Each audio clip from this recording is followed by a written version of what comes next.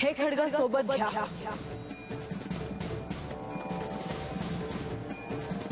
माझी आज्ञा कोणाला कळली नाहीये का?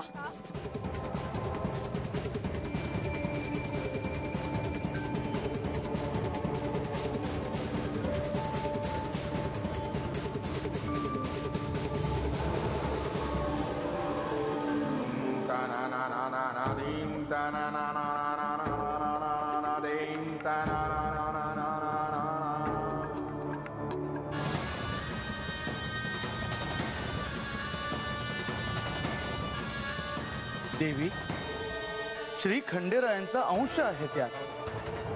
त्यांच्या इच्छेशिवाय हे खड्ग आपले स्थान कसे सोडेल?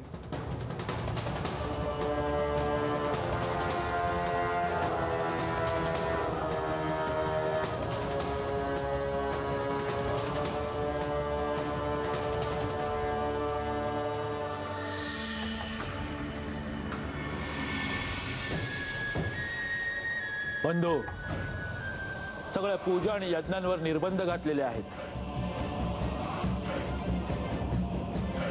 आता केवळ 3 ग्रह झाले की आपल्याला कोणीही रोखू शकणार नाही। पण जर विश्वकर्मानेच ते ग्रह बनवण्यास नकार दिला असेल तर ते ग्रह निर्माण कोण करेल? मला ठाऊक आहे हे कार्य कोण करू शकेल।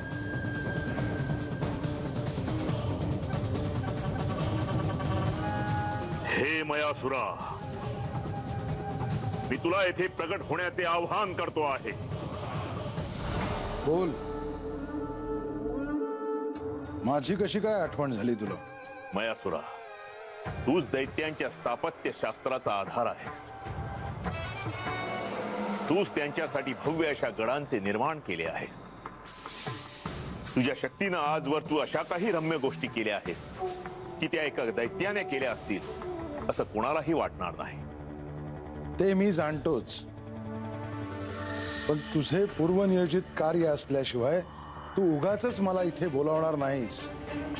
तेव्हा बोल, तुला काय निर्माण करायचे? या अंतराळात 3 ग्रह निर्माण करायचे आहे। सोने, चांदी आणि तांबे असले। तुम्हाला चिरंजीव होण्यासाठी या ग्रहांची आवश्यकता आहे हे मला ठाऊक आहे। हे कार्य मी नक्की करेन। हे मयासुरा, आता असे 3 ग्रह तयार कर ते कधीही एका रेषेत येणार नाही।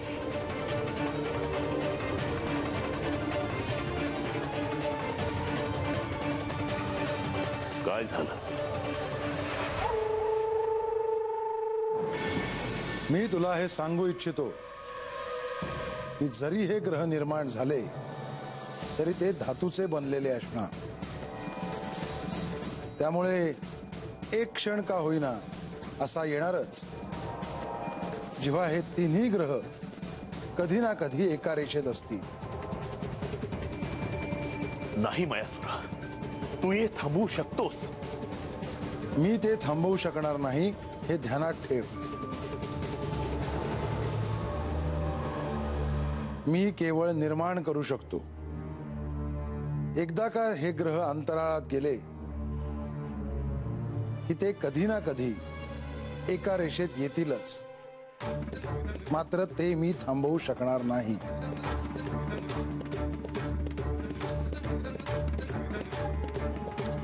तुला मी पुन्हा लवकरच भेटेन।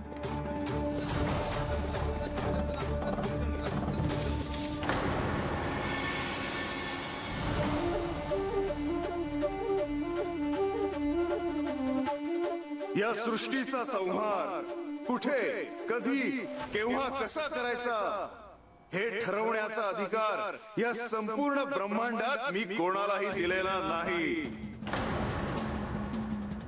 मी केलेला संहार हा सृष्टीच्या कल्याणासाठी असतो, अशुभाचा नाश करण्यासाठी असतो, धर्माच्या पुनरुत्थापनासाठी असतो।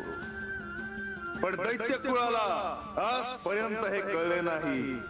मयासुर, निसर्ग नियमांच्या विरुद्ध अंतराळात जर तू 3 नगर बांधलीस तर त्यांचा विनाश माझ्या हातून होईल हे ध्यानात ठेव.